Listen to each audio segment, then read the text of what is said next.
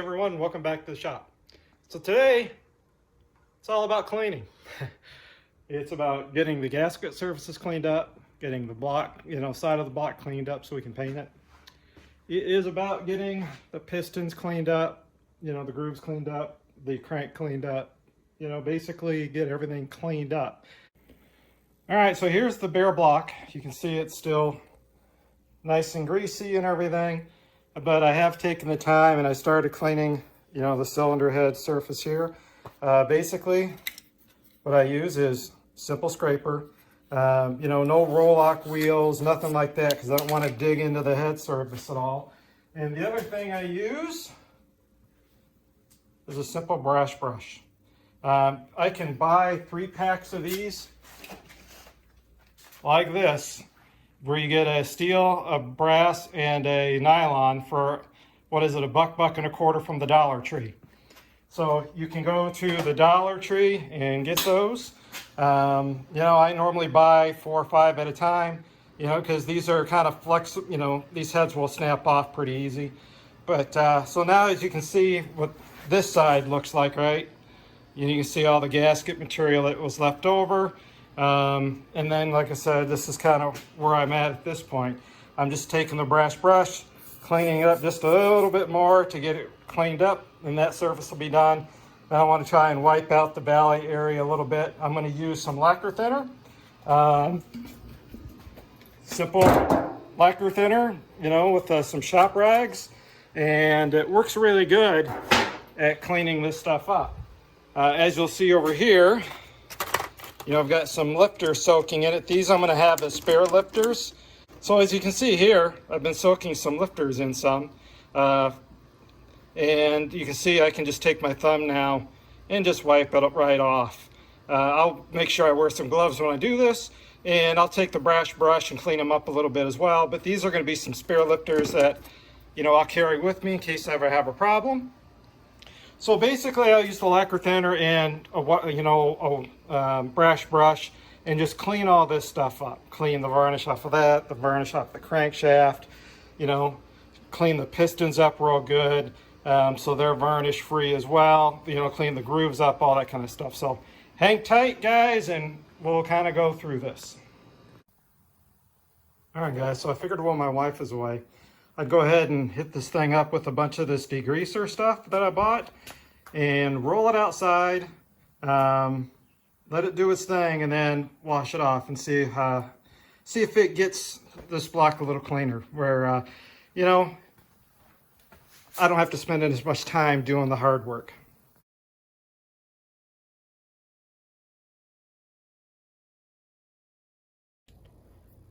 All right, guys, I just wanted to show you the stages of cleaning. Just, the mains.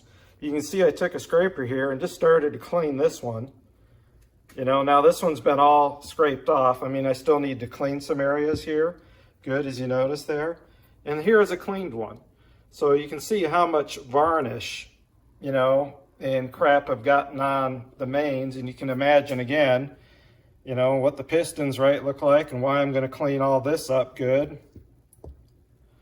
Why we're going to clean the crank up good, and why we're going to clean these pile of parts good.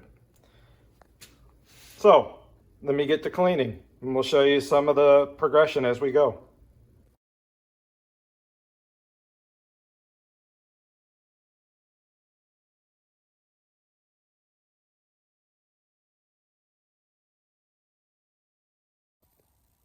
So you can see here, guys, just using again my razor blade in this one area.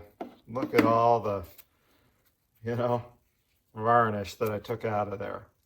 That's just on this one throw here, right? Just this area and the inside, So I'm going to go through and do my best to try and get into some of these areas and really clean these up. Obviously being careful not to nick the crank at all. But try to get all this crap off of there, because remember, this stuff's spinning in the oil, right? I want to try to make this as clean as possible. This doesn't drag, if you will, in the oil. All right, guys, I figure I'd give you a little visual on in progress, and you can see, I've cleaned this one up. You know, we've got down in through here, got this one kind of cleaned up. Come down here, you know, we're getting this all area, see all these nice clean machine surfaces. And here's one that I have not done yet.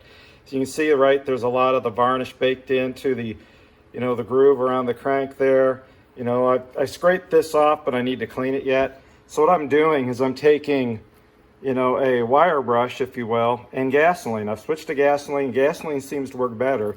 And I'm using the wire brush in these surfaces, you know, on like these rough casting surfaces, all right? But then what I do is I switch over to a brass brush, you know, to get these machine surfaces and then get it, you know, tight into those grooves too. So that way, you know, I don't damage the surface at all. So that's what I'm doing, is basically a gasoline, you know, scraper, a wire brush for these surfaces, and a brass brush for the more machined and bearing surface areas. So you can see a big difference in how the cleanliness of this thing looks now. So it's looking a lot better. I need to pull that off and put a new one on as well yet. But, you know, we're getting the crank all cleaned up really nice. Once we get the crank done, then we got to do the pistons, and I still need to do the inside of the block there a little better. There you can saw the progress of these parts. All right, guys, so what I've done now is I flipped the crank over because I was cleaning on this side, right? And now I flipped it over so I can clean this side real good and get on all these grooves, you know, on the other side. This is actually a Dodge Magnum 5.9 harmonic balancer. And what's nice is the hole opening is just slightly larger than the LS crank, so it just kind of slipped in there. And that way I can clean it, rotate it a little bit as I'm cleaning it. It gives it good support. So that's what I've done. So now we'll finish cleaning this side of it.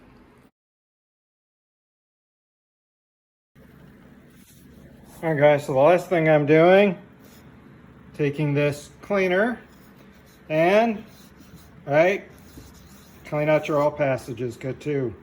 So you can see some of the crap that I've cleaned out of the oil passages as well. So also clean those out.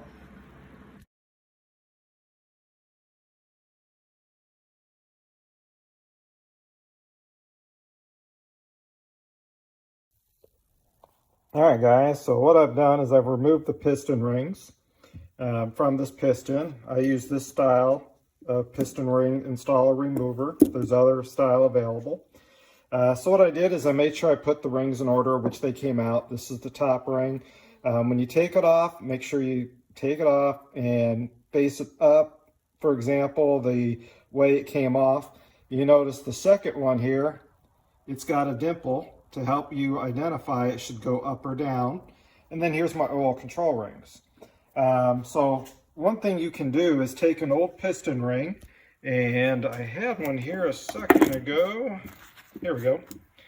What you can do is break an old piston ring in half and basically take it into the grooves here. All right, put it in the groove, and you can drag all that carbon and crap out that's built up behind it. And it will help clean it. And then use gasoline, you know, or mineral spirits or whatever you happen to have lying around, you know, and you can see, you know, I just, a little dry, you can see a bunch of the stuff came out. And the same goes through, you know, for the second ring, and you can see the oil control ring, you know, how much crap there is back there. What I'm going to do is I've got a can of carburetor and parts cleaner that I'm going to actually put this piston in for a little while, and then I'll pull it out and, you know, clean it up a little bit. But you can see, you know, how nasty this, you know, piston is. This is number 1 piston, for example. So I'm going to drop it in that bath, and we will let it soak for a little bit and see how nice and shiny it comes out. You notice I also removed the bearing. The bearing will only go back in one way. If you notice, right, there's 2 marks here. There's only one mark there. You can see that right here where that bearing will lock in, you know, onto this tab that's on this side. But, you know, you want to at least lay your rings out to go back in the way, or go back on the way they came off. And then I'm going to do that for all these pistons. And I'm going to try to soak this one and maybe one more for a little bit, get 2 of them off, and see what happens. All right, guys. So I'm going to show you how to use the piston ring remover, at least this style. Let me find the top ring here. All right. So what I do is, first thing I do is just take my hand and push the ring forward so I can see the gap. Set this on here like so you can see, right? Now I'm starting to spread the ring. Carefully spread it out. Then I slide it back a little bit. Just kind of work it a little bit. And there we go. Comes right off. Set that one down. Find the second one. Again, push it out so I can see the groove in the piston. Or I'm sorry, the groove in the ring. Right, spread it out a little bit. Just kind of work it, spread it out, slowly work it off the back. There we got the second one.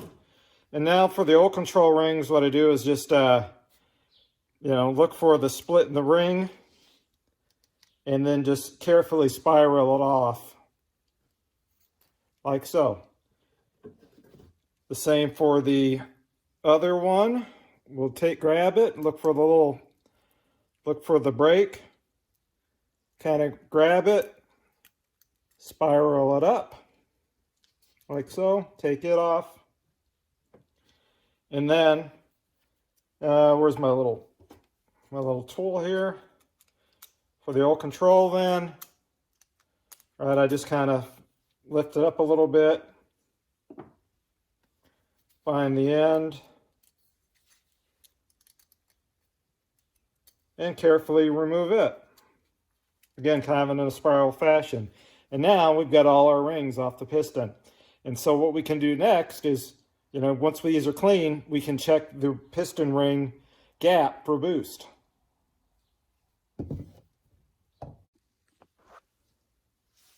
Okay, all right, guys, I just wanted to show you this. Try to show it. Hopefully you can see it in the video here. This is one of the oil control rings, and if you notice, you can see the imprint, and all the crap caught in the ring, on there, and it's tough to scrape off. I mean, you feel it, real rough, even after wiping it off with my thumb. This oil control ring here on some of the other ones are just caked full of oil and stuff. Yeah, here's an area on this one. You can see it's just all packed full of, crud and crap, and these rings really weren't doing their job.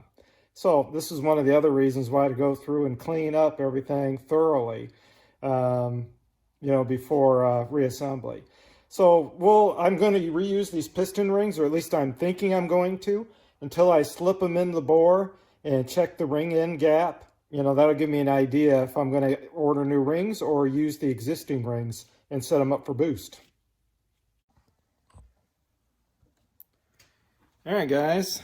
So here's one of the cleaned up pistons. You look at that. Look at what the rod looks like. Man, looks pretty good, huh? Didn't even notice there was that, cross in there, if you will. Now look at this guy.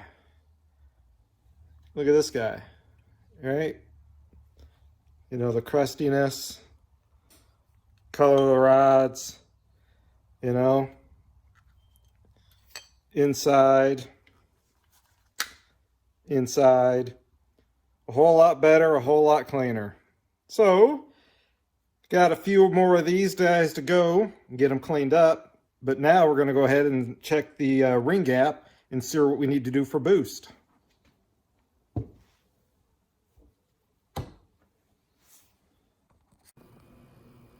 All right, guys, so I took some time and tried to scrape out all the crap and crud, in the lifter bore area here.